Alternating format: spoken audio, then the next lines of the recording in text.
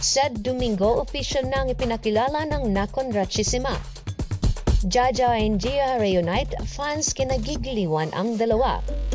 Bago natin yan simulan, please support this channel by clicking like, share, subscribe, and hit the notification bell to be updated on upcoming videos.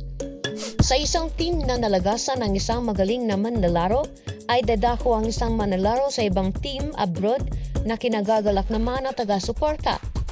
Official nang ipinakilala ang middle blocker ng Creamline na si Said Domingo sa kanyang bagong kupunan na Nakon-Ratchisima, kung saan ay magpapakitang gilas na itong ating Pinay import na ipaparamdam nito ang galing at husay sa atake at net defense.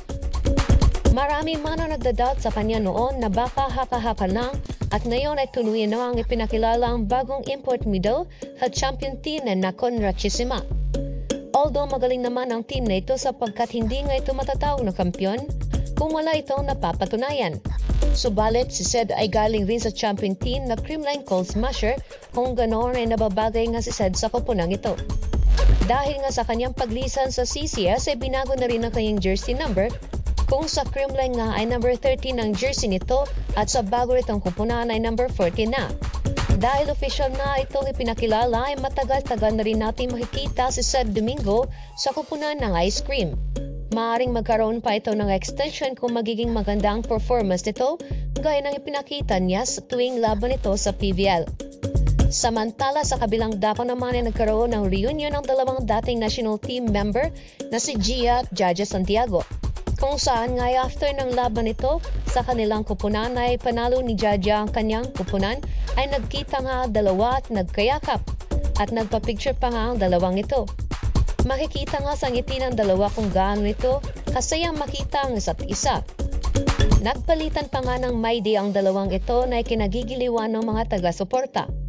Sa kabila ng magkalaban ng kanilang team ay nandun pa rin ang kanang recognition sa bawat isa. Isang napakatanda na itong pinakita ng dalawang ito, kung saan ay sportsmanship is a true virtue in sports.